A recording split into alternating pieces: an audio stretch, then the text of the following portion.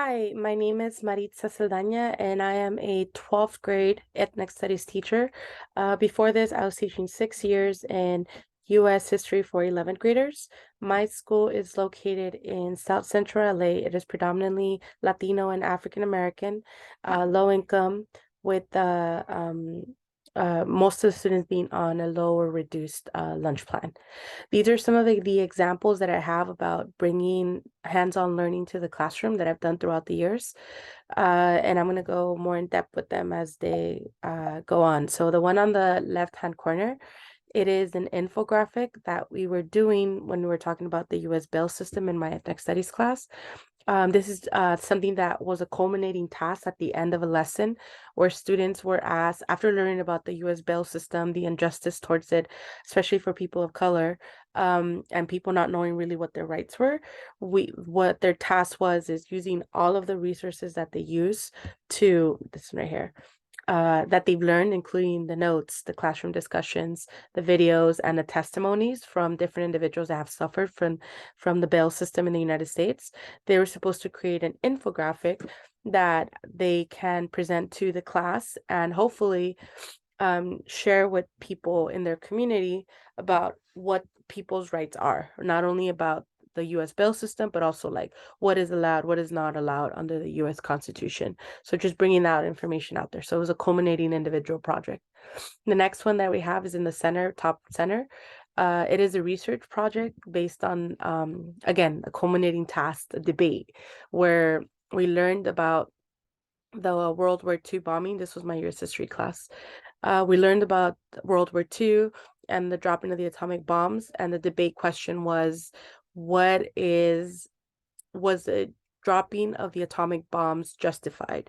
And the debate was centered around that question. We had pros and cons, for people for pros, for people for con, and there were four different debates. So in total, we have like 8 groups debating one another. It is a culminating task where they got to use readings and videos and lessons and discussions and historical documents to kind of bring up their argument. They're not going back in time to discuss it. They're debating this question in real time. So like 60 plus years later, how is a dropping of the atomic bomb viewed by today? And they're supposed to use evidence from the past, from historical figures and documents and evidence, and connect it to its ramification and what we know now, and what that led to in the Cold War. So this was a debate, and the winner won extra credit. So just to add that little extra incentive. The next one is a Hamilton performance, Down Center, that basically talked about how we won tickets to see the Hamilton play, and part of the requirement was us choosing a historical topic and bringing it to life through music and art and performance.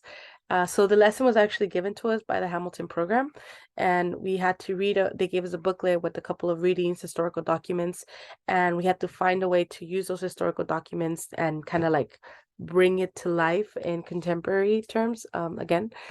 And they recorded themselves, they worked in groups, and they actually came out pretty good. So for them being super shy and embarrassed and never have done this before, it came out pretty awesome. And then the final one is in the top right hand corner. It is again a culminating task. Most of these projects were at the end of a lesson or a unit. This one was after learning about the separation of powers in Unit 1 of US history, which is the founding of the nation. We learned specifically in this lesson separation of powers and how there's a difference between federal government and state and local governments. And I made this lesson relevant by making this project about sanctuary cities. Every state, every city has their own policy on sanctuary cities, and how even though the federal government wants to local enforcements to abide by the immigration policy. This lesson was about teaching kids immigration is a federal issue. It's not a state issue. So it is not the job of an LA City cop to arrest immigrants and turn them over to ISIS. That's not their job. So if a city is sanctuary, they're protected. So as soon as they pay, if somebody's arrested, that's not a legal citizen, and they pay their fines, they do their bail, whatever, they are released free, especially in sanctuary cities like LA. But because that is a specific local issue, that could be changed from the one day to the other. So the mayor could decide for LA not to be a sanctuary city anymore. And that's what this letter was about.